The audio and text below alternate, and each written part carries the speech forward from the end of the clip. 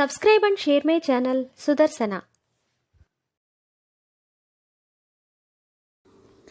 ఓం శ్రీకృష్ణ పరబ్రహ్మణే నమః.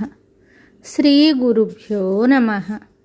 శ్రీమద్ భగవద్గీత 18వ అధ్యాయము మోక్ష సన్యాస యోగము 23వ శ్లోకము.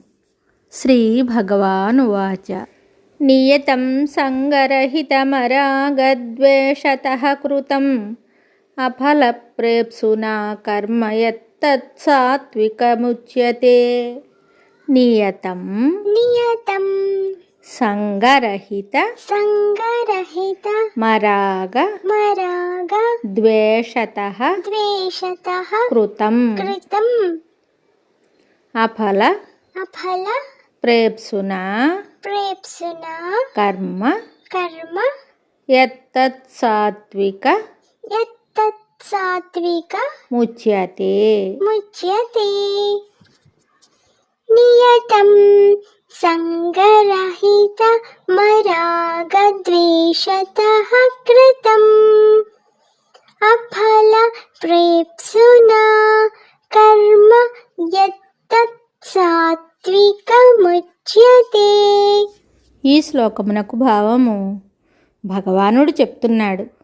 శాస్త్రముచే నియమింపబడినదియు ఫలాపేక్ష గాని ఆసక్తి అభిమానము గాని రాగద్వేషములు కానీ లేకుండా చేయబడినది సాత్విక కర్మ అనబడును.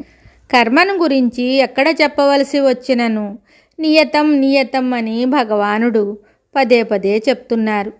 నియతం అనగా వేదశాస్త్రాదులచే నియమించబడినది అని అర్థము. వారికి తోచినదే సత్యమని అనుకోక జనులు శాస్త్ర ప్రమాణమును తీసుకొని దానితో తన అనుభవమును మేళవింపచేసుకొని వ్యవహరించాలి. కనుకనే ఇష్టము వచ్చిన కర్మను చేయక శాస్త్రనియతమగు కర్మనే చేయవలనని ఆదేశించుటకు కారణమైనది. నహి కశ్చిత్ క్షణమపి జాతు తిష్టత్య కర్మకృత్ అనునట్లు ప్రపంచంలో కర్మ చెయ్యక ఎవడునూ ఉండలేడు. కనుక కర్మ అనేది నిత్య జీవితములో అందరుకును అవశ్య కర్తవ్యమై ఉండుట వలన దాని రహస్యమును అందరూ బాగుగా తెలుసుకొని ఉండుట భావ్యమై ఉన్నది.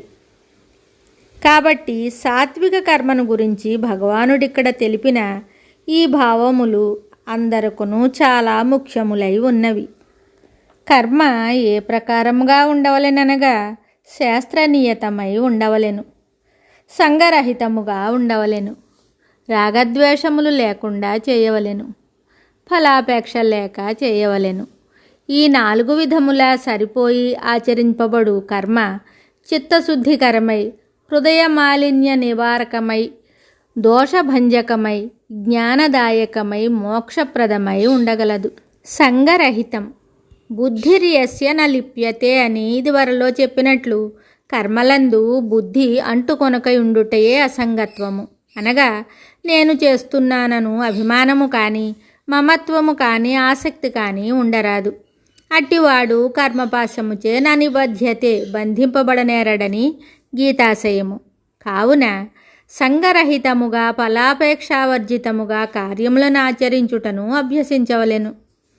అరాగద్వేషతః పదార్థములపై రాగద్వేషములు లేనప్పుడే సంగరహితముగా కార్యము ఆచరించుటకు వీలుపడును, మరియు ఫలాభిలాషను విడుచుటకును అనుకూలపడును. కాబట్టి కర్మ యొక్క శుద్ధత్వమునకి రాగద్వేష రాహిత్యము అత్యంత ఆవశ్యకమై ఉన్నది.